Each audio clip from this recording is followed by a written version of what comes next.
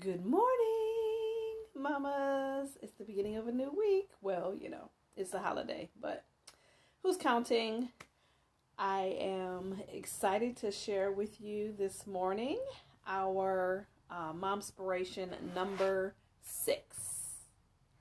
And you have to forgive me. I am new at using all of these extra bells and whistles, and I think that I am going to just take that off and be normal today because I didn't like that one. So forgive me for that. I'm trying to be creative, but that didn't quite work out the way I expected. Today's Mom Spiration is let them see you give. Now, in most of my books, I talk about my mom. My mom was an amazing woman, and she was a fighter. She was strong. She was powerful. But one of the things that I remember the most about my mother is that she was a giver. Oh my goodness, she was a giver.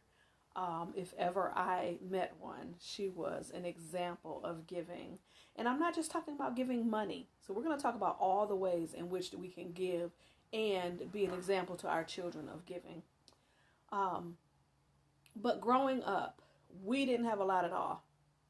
We didn't have a lot at all. Honestly, I didn't realize how poor we actually were until, I became an adult and I recognized, what money could buy you. You know what I mean? And as I began to prosper and grow and, into my career and things of that nature, I began to see how in the world did my mother do this? How in the world did she take care of us on such, low cash? I mean, we didn't have anything at all. But one thing I remember more than anything is that she was always giving to her family, giving to strangers, giving to friends, giving to people in need that she just came in contact with. And I thought, wow, we didn't have a lot, but that didn't mean anything to her that we didn't have a lot. What meant the most to her was that she felt like whatever I do have, I can be a blessing to other people, no matter what position I am in. And so that's what we're talking about today. Giving not only of your finances, but of your time, your talent, your resources, your wisdom. Let them see you give. Let our children see us give of ourselves, not just to them, but to the world outside of our household.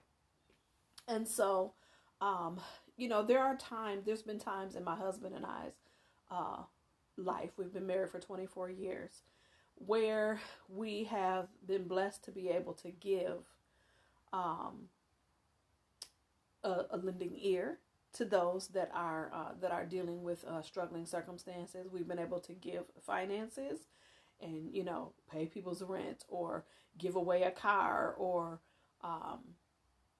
just really be a blessing to people in multiple ways, giving of our time and serving and things of that nature. And so, but we didn't always share that with our kids. And, the Bible tells us not to boast about our giving. And so we never did that. And that's not what I'm doing today, but this is the topic that we're covering today. So that's why I'm sharing it. But, recently I did share with our kids, and this is, 20 years after it happened, that we were able to gift 2 cars to 2 different families. And we were able to, help people that were struggling financially and actually have people come live with us that needed a place to live. Things of that nature. Our kids didn't get a chance to see that because we weren't parents at that time. But we just kind of shared those things that even though they don't see it, even though we don't talk about it, even now, it depends on the circumstance or the situation, whether or not we will share with our kids. But we, just because we don't want to embarrass those that we are giving to, or, say for instance, they're our kids' friends, parents, or something like that. We would never do that.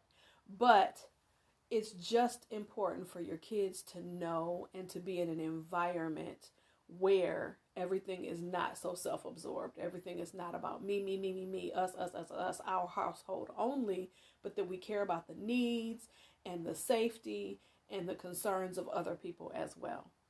And a lot of times when our kids see those things and they observe that, they are able to think outside of themselves better than someone that is not observing that in their environment.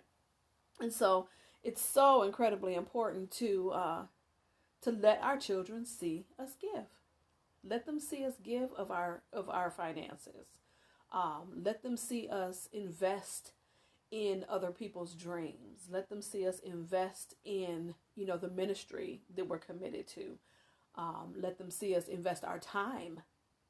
Let them see us give of our resources and our wisdom in certain situations. Let them see us serve other people without any ulterior motive or finances being involved. When our kids see those things happening around them all the time, they begin to recognize, the world doesn't revolve around them or just our family.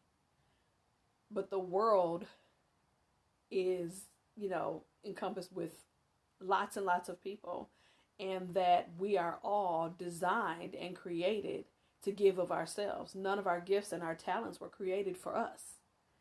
God didn't put the things on the inside of us as parents or on the inside of our children to only benefit us as an individual.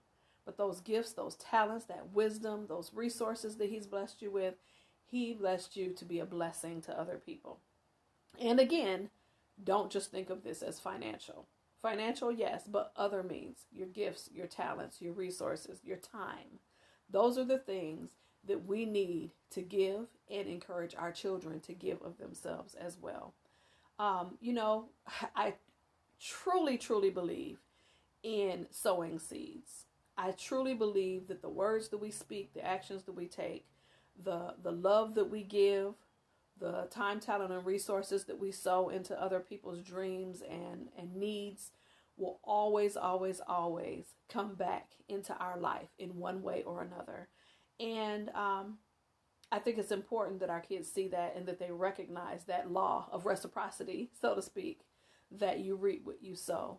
And when you are giving of your time, talent, and resources and wisdom, that you will find yourself blessed on a regular basis because you are living, outside of yourself. So let your children see you give, whatever that looks like for you, whatever your community, your surrounding community looks like, whatever you have the opportunity to give. Sometimes you don't have any money to give, but you might have wisdom to give. You might have a shoulder to cry on. You might have, resources or wisdom or connections that you can help a person with.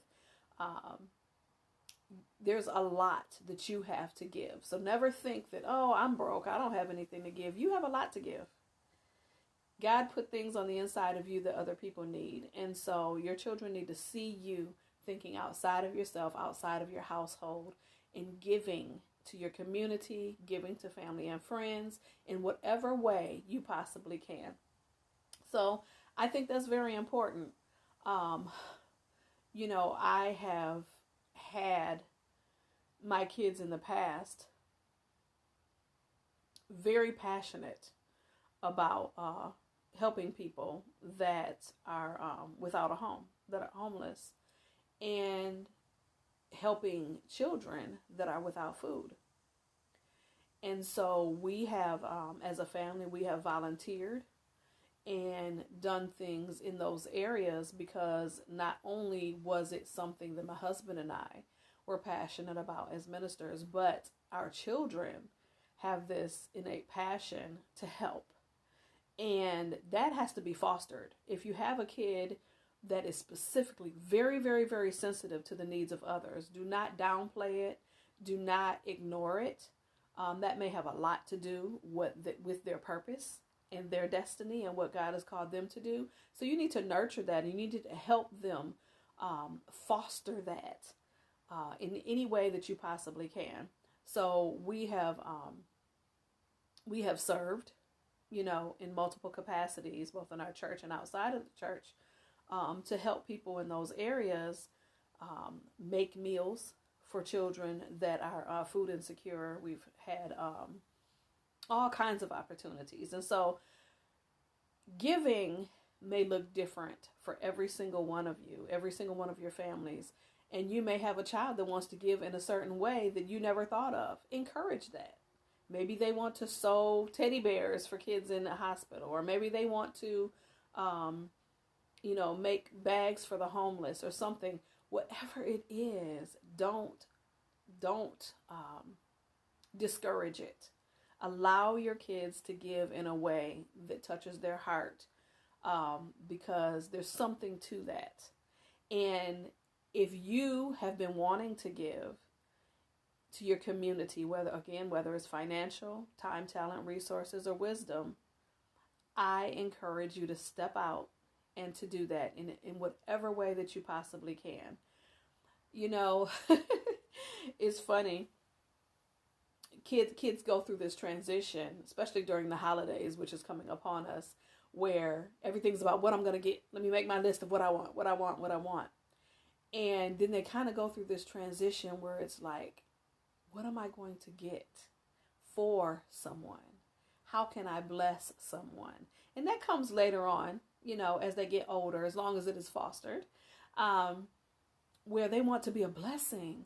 And I'm telling you, and I tell my kids this all the time, there is no better feeling than to know that you had a part in blessing someone else, no matter in what way that you were able to do that. When someone else is blessed by you, the feeling is multiplied times what it would be if you were receiving something, right?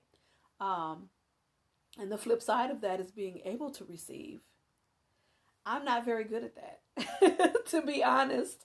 I've never really been good at receiving from other people, because I'm so used to being the one giving, and in multiple ways. But I am learning.